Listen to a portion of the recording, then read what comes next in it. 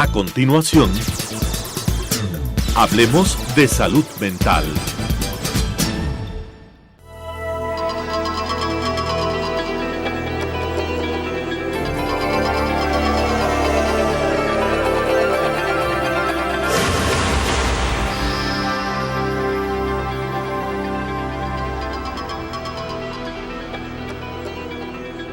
Señoras y señores, muy buenos días. Bienvenidos a que hablemos de salud mental. Señores televidentes, buenos días. Nuevamente en su programa Hablemos de Salud Mental. El día de hoy continuamos con nuestra serie sobre medicamentos que se utilizan en el área de la psiquiatría. En las últimas semanas hemos venido hablando sobre medicamentos tranquilizantes, medicamentos estabilizadores de ánimo, hemos hablado de los medicamentos antipsicóticos. Hoy vamos a dedicarle a los medicamentos antidepresivos. Y la historia de los antidepresivos es realmente fascinante porque son medicamentos que se utilizaron para otros fines en un momento dado y los observadores se dieron cuenta de que tenían un efecto sobre el estado de ánimo de las personas y empezaron a utilizarse en antidepresivos. Ese descubrimiento y el conocer el mecanismo de acción de estos medicamentos utilizados para otros fines abrió una enorme área de investigación y de explicación de cómo funciona nuestro cerebro en relación a los estados de ánimo. Entonces los antidepresivos han contribuido incluso a que entendamos desde el punto de vista biológico qué ocurre cuando hay depresión, porque el efecto que tienen los antidepresivos al producir cambios en la actividad de sustancias denominadas neurotransmisores mejoraba el ánimo. Sí, yo creo que al momento actual los antidepresivos creo que son los psicofármacos más vendidos, los más utilizados por su amplia gama de indicaciones y por sus efectos benéficos. Y así como la semana anterior mencionábamos que el gran cambio que produjeron en los tratamientos psiquiátricos los antipsicóticos, yo creo que el de los antidepresivos es tanto o más dramático que el que mencionábamos con los antipsicóticos, porque no solo se tuvo una herramienta terapéutica para solucionar los problemas depresivos o al menos corregirlos en buena forma, sino que abrió paso a esto que tú mencionas, de tratar de entender qué es lo que se sucede en nuestro cerebro para que vengan las manifestaciones de los trastornos afectivos, de los trastornos emocionales. Yo creo que a partir de eso se desarrollaron las teorías que absolutamente mantienen su vigencia al momento y además se han ido cada vez perfeccionando, cada vez profundizando en los niveles del funcionamiento neuroquímico de nuestro cerebro, ¿no? En algo muy similar a lo que mencionábamos la semana pasada en relación a los antipsicóticos, con los antidepresivos ha pasado algo muy parecido.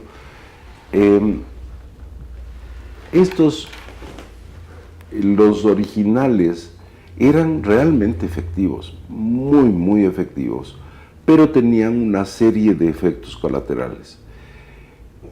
Las dos contribuciones importantes son cómo actúan los antidepresivos en el cerebro, qué cambios se producen en la depresión o en la manía o en la psicosis, porque abrieron todo el campo de las neurociencias y el conocer neurotransmisores.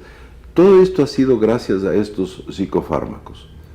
Pero un elemento que es importantísimo es que al conocerse los efectos que buscamos, es decir, lo que queremos hacer es mejorarle la cantidad o la disponibilidad de esta sustancia en particular y ojalá no estemos interviniendo en otras sustancias que no nos interesan porque estas producen efectos colaterales, se han ido perfeccionando a lo largo del tiempo. Entonces, de los antidepresivos originales a los antidepresivos actuales, hay un gran salto en relación a que mantienen efectividad y han disminuido considerablemente los llamados efectos indeseables o efectos colaterales. Sí, yo creo que son bastante más específicos, actúan con mayor especificidad a nivel de nuestro cerebro y evidentemente son bastante bien tolerados. Yo diría que son en excelente forma su tolerancia. Prácticamente algunos pacientes los pueden tomar sin ningún efecto secundario. Sí, se refiere, sabemos que existen efectos secundarios, pero en buena parte de pacientes pues la tolerancia es excelente, lo cual redunda en una mejor adherencia, por supuesto. Entonces esa adherencia hace que el paciente mantenga su tratamiento, sabemos que son tratamientos a largo plazo muchas veces, y eso hace que el paciente pues lo pueda mantener al no tener ninguna molestia y más que nada al mantenerse esa eficacia, ese efecto favorable del medicamento.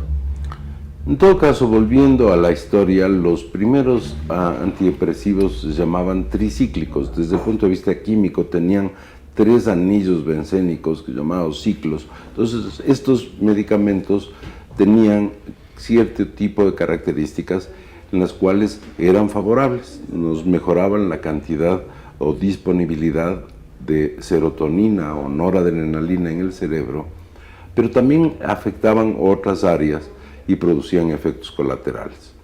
Nada del otro mundo, más bien yo diría tolerables. ¿Tú qué opinas? Los efectos colaterales de los antidepresivos en general eran tolerables, ¿no? Sí, yo creo que eran hasta cierta edad, por ejemplo. Eran molestosos, como quienes, pero no tenían una severidad ni dificultaban en sí la vida normal de los pacientes, ¿no? Ahora, uno de los efectos indeseables, molestos, era el efecto sobre una sustancia que se llama acetilcolina.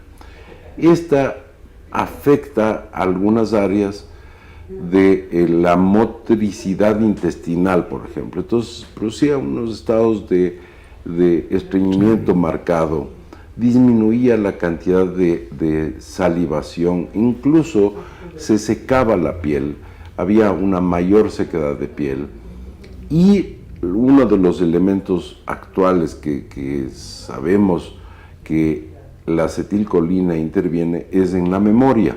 Entonces, para personas de edad no era adecuada, tanto porque producía una retención urinaria en personas que ya de por sí tienen, por la edad, un aumento de su próstata, por ejemplo, como por el agravamiento de ciertos elementos de carácter de memoria o cognitivos que también tienen las personas de edad. Entonces, para personas de edad no resultaban muy bien, ¿no? Sí, había otras molestias, otros efectos secundarios en relación al área cardíaca, por ejemplo, que también para personas de edad pues podían tener su ligero inconveniente. No creo que tampoco era una contraindicación absoluta para prescribirlos, pero podían tener sus inconvenientes. Yo creo que lo más molestoso eran estos efectos llamados anticolinérgicos, y el paciente se quejaba, no sequedad de boca, estreñimiento, pues eso era lo más molestoso y era lo que llevaba a que o disminuyan dosis o abandonen el tratamiento.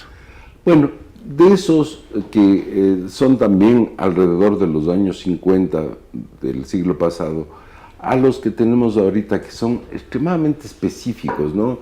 Hay un grupo de los nuevos antidepresivos. El primero de estos fue el famoso Prozac, que se hizo extremadamente famoso, y la fama lleva a que haya gente que le ame y haya gente que le odie, etcétera, etcétera. Se produjeron una especie de rivalidades entre los antiguos antidepresivos que habían comandado el mercado durante prácticamente 40 años, y el advenimiento de estos nuevos con la gran oferta de que no ofrecían efectos colaterales, se produjo pues una especie que yo creo, una batalla industrial entre los farmacéuticos, que no viene al caso, pero se produjeron ese tipo de cosas. Estos lo que hacen, y la investigación previa había ya señalado prácticamente la certeza de que la serotonina está involucrado en nuestro estado de ánimo. Entonces, los nuevos antidepresivos que aparecen con la fluoxetina o el Prozac, estos lo que hacen es tratar de ser selectivos hacia la serotonina. Entonces, inhiben selectivamente la recaptura de esta sustancia y permiten que esta sustancia, la serotonina, esté en mayor disponibilidad para las neuronas. Y esto tiene un efecto antidepresivo extraordinario. Lo que habíamos mencionado, este efecto tiene mayor especificidad que lo que tenían los antidepresivos de primera generación, que era bastante amplio, ¿no? Es como algunos les ha comparado que era como una especie de escopetazo de perdigones versus una bala. En todo lado, una bala menos una de bala. Precisión. Exacto. Entonces, claro, los efectos secundarios también, al verse involucrados menores sustancias, menores localizaciones cerebrales, los efectos secundarios también son menores y son bastante más tolerables. Y una cosa importante, yo creo que también, por ejemplo, tú mencionabas del Prozac, hay muchas personas con una sola tableta diaria de Prozac, de fluoxetina, que es el nombre genérico, se obtienen muy buenos resultados.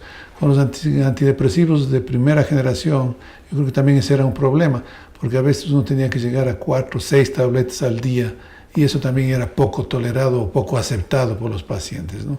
Entonces yo creo que ese también fue un cambio que marcó y que contribuyó mucho al éxito y a la mejor adherencia de estos antidepresivos.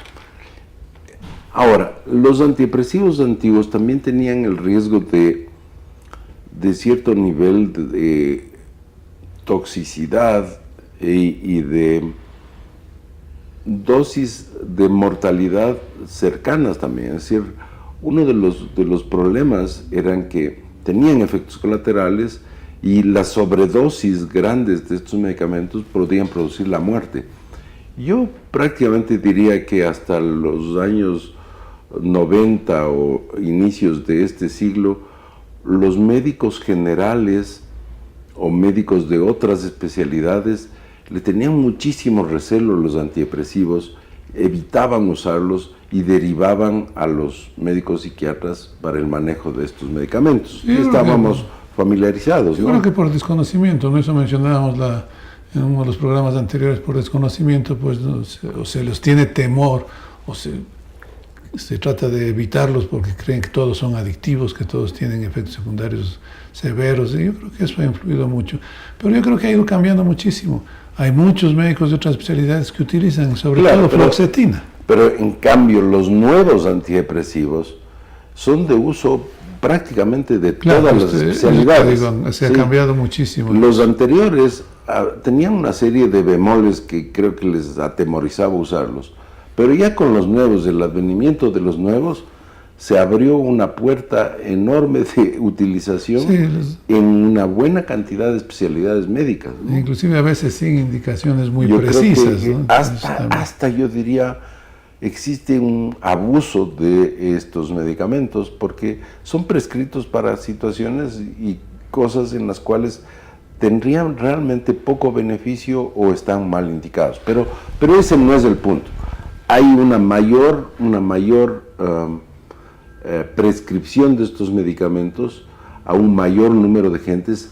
Esas gentes, desde luego, si estaban deprimidas y el médico no sabía antes cómo tratarla, estos nuevos medicamentos les abren la posibilidad de que al menos tengan tratamientos farmacológicos adecuados. Exactamente, y creo que con buena tolerancia y buena eficacia. Entonces ya no hay los riesgos. Tú mencionabas el riesgo de la toxicidad y una dosis letal mínima que estaba bastante cercana o fácil de alcanzar. De todas maneras, yo sí creo que en la historia de los antidepresivos de primera generación sí hay ese tipo de episodios, pero yo creo que de todas maneras no era tan letal como otras sustancias, otros psicotrópicos que ya habíamos hablado, como los barbitúricos, por ejemplo, ¿no? Y con los de nueva generación yo creo que esa dosis letal es bastante alta y pues son muy amigables, se los puede utilizar muy libremente sin que haya mayores inconvenientes en ese sentido, ¿no? Bien, nos vamos a unos anuncios y regresamos con ustedes en un minuto. Siguiente caso. El Estado contra Martin White. Martin White está acusado. Culpable. Siguiente caso. ¡Su señoría! ¡No ha escuchado los cargos todavía! Culpable. Siguiente caso. Culpable. Culpable. Culpable. Cadena perpetua. Culpable. Siguiente caso.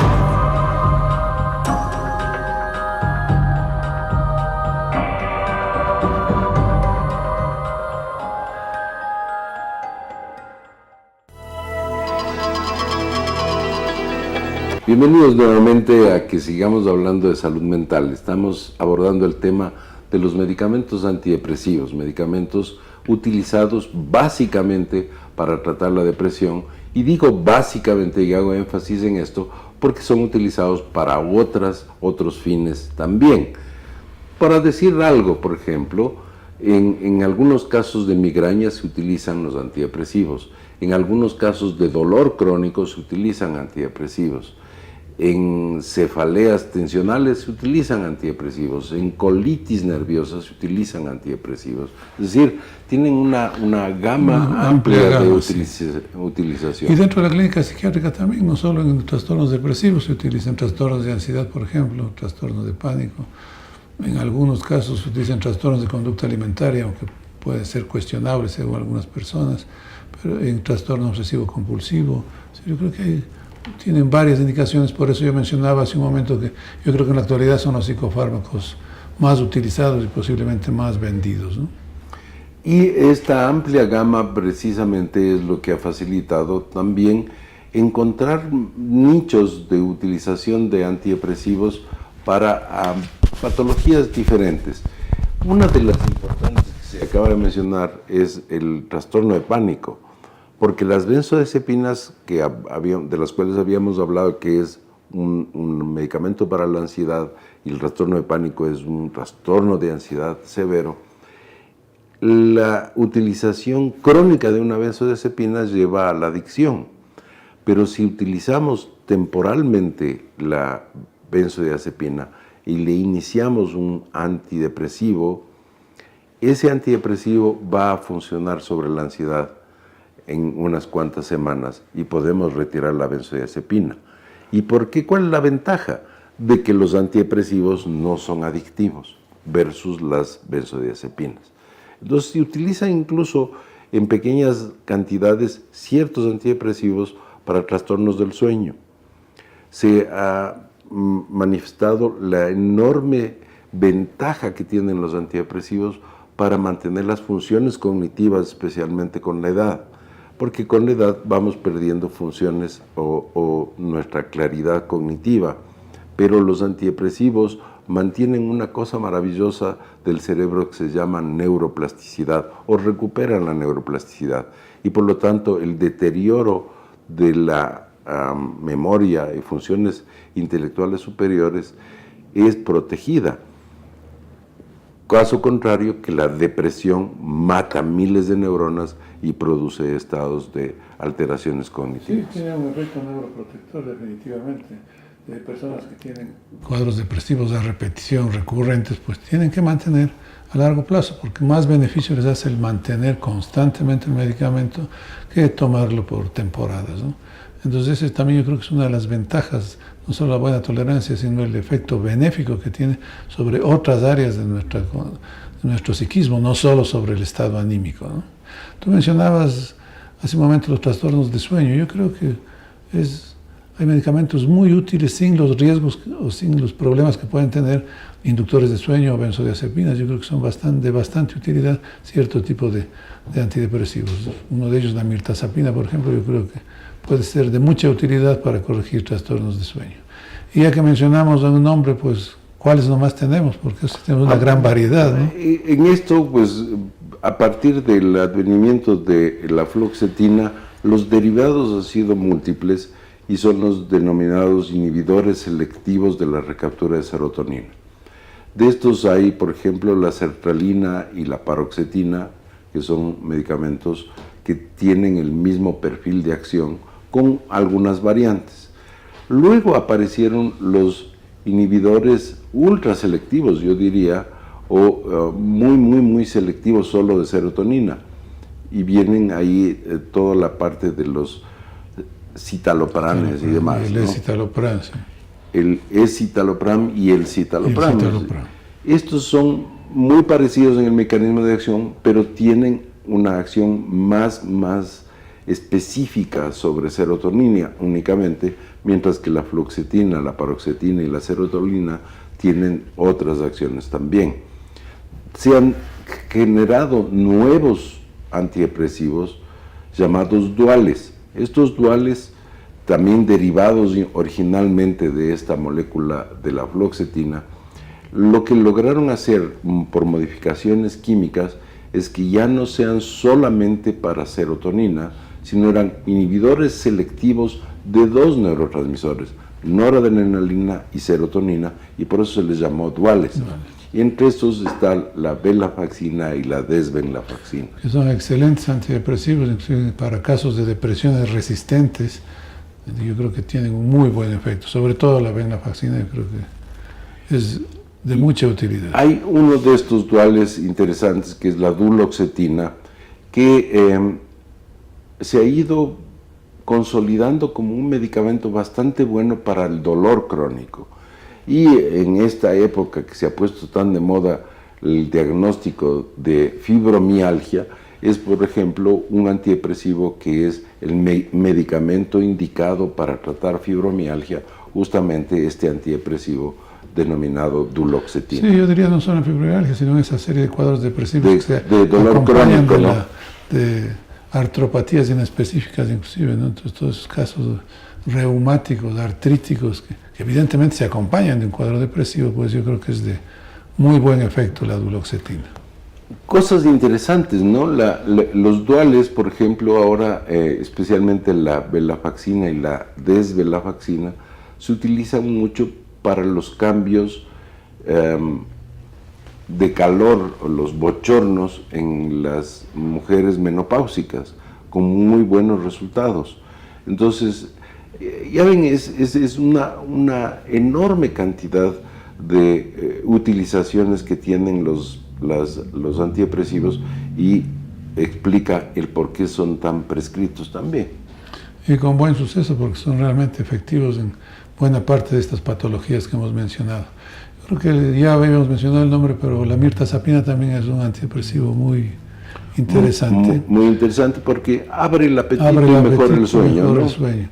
Y yo creo que nos faltaba mencionar la fluvoxamina, que yo creo que tiene un muy buen perfil en trastorno obsesivo compulsivo, creo que es uno de los medicamentos. Creo que lidera en ese segmento. A diferencia de otros antidepresivos, está aprobado para niños, por ejemplo, que es uno de los cuidados, en donde, claro, es un área un poco discutible, yo diría, incluso si es que prescribes medicamentos para los niños, la resistencia de parte de las familias es mayor, pero hay casos en los cuales el enorme beneficio que van a obtener sobrepesa con creces sobre las molestias que podrían ocasionarles.